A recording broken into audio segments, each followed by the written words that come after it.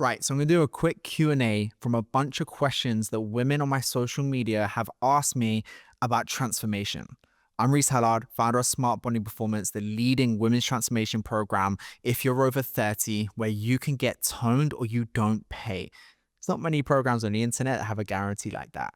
So starting with question number 1, is creatine good for women? I started coaching women over 30 a decade ago, and since it transformed over 1,300 women. I haven't seen a single woman who does not respond good to creatine. Now, firstly, you want to have monohydrate. The others are overpriced and unnecessary. Monohydrate's a very good, cheap version and the best version that you would need to take. I'll link below to where I'd recommend. Always get one that's third-party tested. But what creatine's going to do is going to bring water from around your muscle into your muscle, which is going to make your time to fatigue reduce in the gym, your strength increase, your endurance increase, and it also has a lot of cognitive benefits as well. So helping your focus and help reduce brain fog, which is a big symptom that women have, especially in perimenopause. So it's even more impactful to have if you're within perimenopause because it'll help slightly reduce your brain fog as well. Now, in regards to how much to have, 3 to 5 grams a day on average is what you want to take with creatine monohydrate. You may see on the packaging to do a loading phase of 20 odd grams a day to saturate the muscle faster. You don't have to overwhelm yourself with this. If you take a normal maintenance phase of 3 to 5 grams over 2 to 3 weeks, you'll fully saturate the muscle and be reaping the benefits. To quickly dispel a couple of myths, it won't make you bloated. It won't give balding. In healthy kidneys, it's not going to ruin your kidneys. It's not going to make you bulky. It's just going to improve your performance in the gym and improve your focus as well.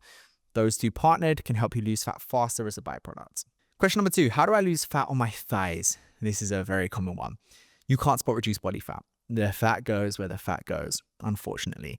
So we actually lose fat through breath and piss, right? So not through the smallest percentage through sweat, but not on the place that you're sweating from, right? So if you want to lose body fat, it's going to go where the body decides for it to go. And if you stay consistent, it will go from stubborn areas. And for most women, that's what they refer to as the bingo wings, the lower back, the thighs, and the lower abdomen. So stay consistent, it'll go from there. Next question. What's the best form of training for weight loss? There's no form of training that's best for weight loss. Weight loss happens outside the gym. The gym is for muscle development, strength, and a little bit of cardiovascular endurance. If you were to say in the long run what's most effective, resistance training. The reason resistance training is most effective is you build muscle tissue. When you have more muscle, you have a faster metabolism and lose weight faster from the things you do outside the gym.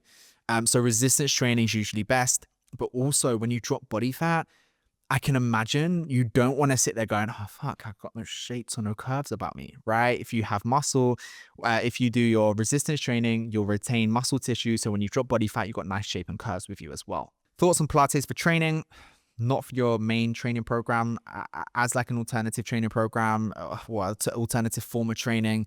In addition to your weight training, it's good. Like, it's a great thing to do, but not as your main training regime.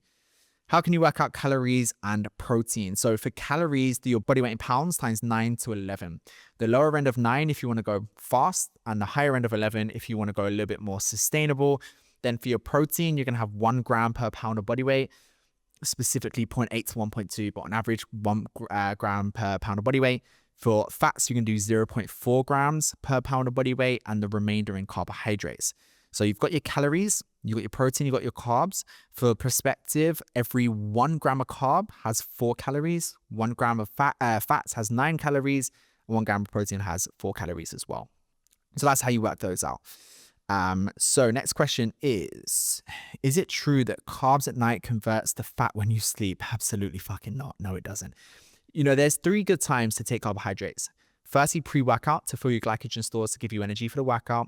Then post-workout to replenish the energy lost during said workout, and pre-bed. So when I say pre-bed, 90 minutes prior, having a high carbohydrate meal so you're not digesting as you're trying to sleep.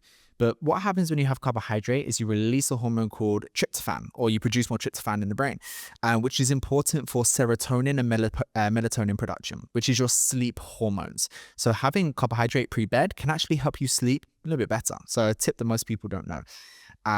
Next one, how much fat can I expect to lose a week? 0.5 to 1% a week is a good kind of, bracket. Advice on sleep. You want a good sleep routine. Now, for most women, magnesium, glycinate, and zinc are good evening supplements to take to help improve sleep quality. Sleep temperature, you want around 18.5 degrees. I don't expect you to come with a fucking thermometer, but for perspective, you want a cool environment. Then little things like mattress, pillow, light in the room, eye mask or something could be good.